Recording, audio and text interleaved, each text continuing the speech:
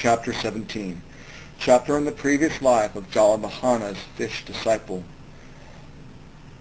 Moreover, O noble goddess, as Jalavahana's merchant son made all beings in the kingdom of Sureshvaraprabha without illness, or merely with small illness, their bodies were endowed with strength and delight as before.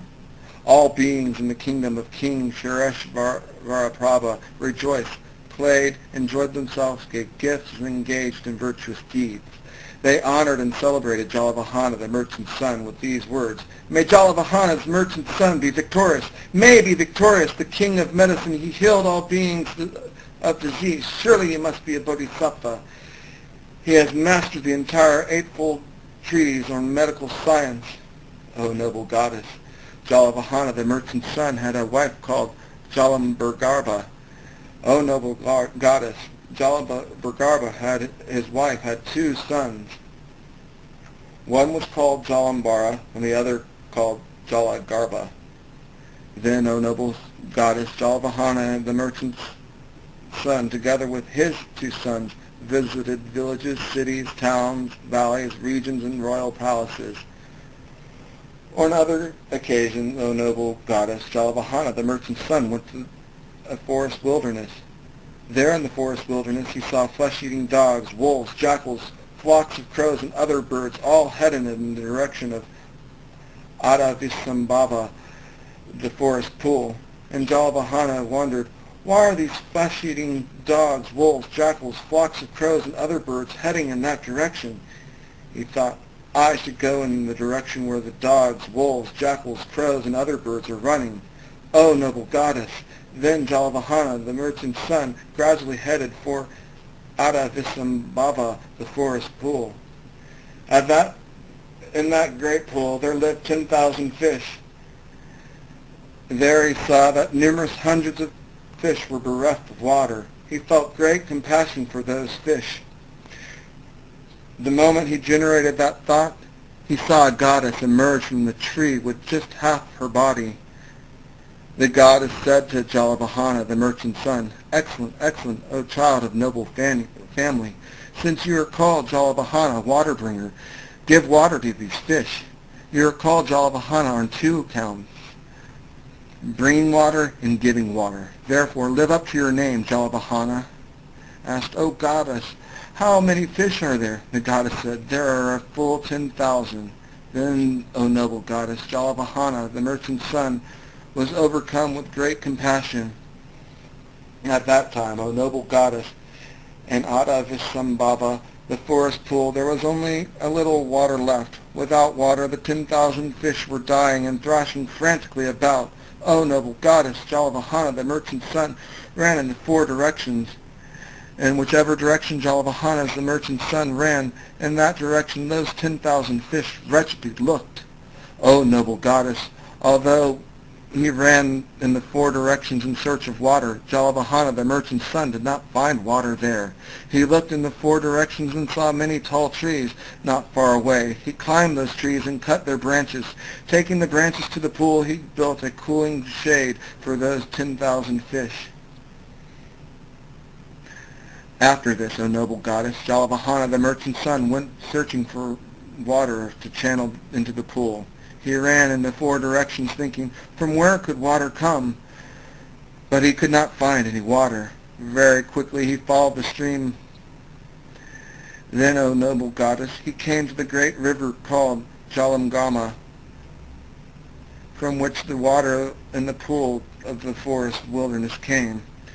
He saw that the river had been made to flow into a chasm by an evil man wishing to starve these 10,000 fish of water and eat them later.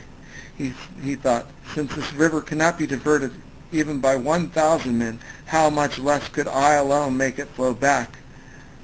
With this thought, he returned to the pool. Then, O noble goddess, Jalavahana, the merchant's son, went quickly to where King Sureshvaraprabha was, paying homage with his head at the feet of King Sureshvaraprabha. He sat down to one side and gave this account. In your Majesty's kingdom, I have relieved the disease of beings in every village, city, and town. In one place there is a pool called Ada Visambhava.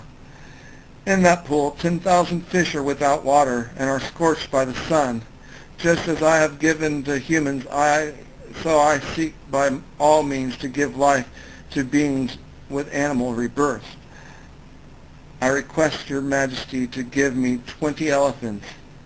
Then King Sureshvaraprabha gave this order to his minister. Give 20 elephants to the king of doctors. And the minister said, go to the elephant house.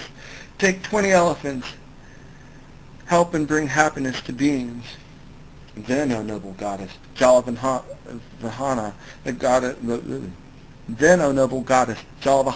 the merchant's son, along with his two sons, Jalambara and Jalangarbha, taking 20 elephants and 100 ox leather bags, returned to where the great river Jalamgama flows. They filled the bag with water and put them on the elephant's back and sped away to the forest wilderness. There the pool of Ada Visambhava was. And they took the bags from the back of the elephants and filled the pool with water. They walked about in the four directions. Wherever Jalavahana, the merchant's son, went, those 10,000 fish followed after him. Then, O noble goddess, Jalavahana, the merchant's son, had this thought, why are these 10,000 fish following after me?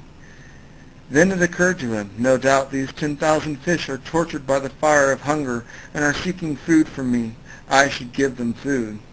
Then, O noble goddess, Jalavahana, the merchant's son, said this to his son, Jalambara, O son, ride the fastest of the elephants and go quickly to my home. Bring this message to your grandfather, the merchant, and say, Grandfather, Jalavahana says, whatever food may be ready in this house for parent, brother, sister, male and female servants or workers, make it into one packet. Put it on Jalambara's elephant and send him quickly to Jalavahana. And then the boy Jalambara rode the elephant and went running fast to his father's house. There he relayed the message to his grandfather in detail. Then the boy Jalambara put food on the elephant's back and returned to the pool Ada Visambhava. Delighted to see his son Jalavahana receive the food, he chopped it into pieces, threw it in the pool, and thus satisfied those 10,000 fish. Then he had this thought. At another time, from the bhikshu in the forest solitude reciting Mahayana texts, he heard that anyone who hears the name of the Tathagata, Ratna Shikin, at the time of death will be reborn in the higher states. I should teach the profound teachings of dependent origination and pronounce the name of the Buddha Ratna Shikin, the Tathagata, the Arhat, the fully enlightened one. However, at that time, the views of beings in Jambudvipa were divided into two. Some liked and believed in the Mahayana, while others despised it. Then Jalavahana, the merchant's son at that time, stood knee-deep in the pool. He purposefully and solemnly cried, I prostrate to the Buddha Ratna Shikin, the Tathagata, the Arhat, the fully enlightened one. When the Tathagata Ratna Shikin was training in bodhisattva deeds, he made this prayer. At the time of death, whoever in the 10 directions hears my name, may they transmigrate from their world and be reborn in the heaven of the 33. There may they be equal among the gods.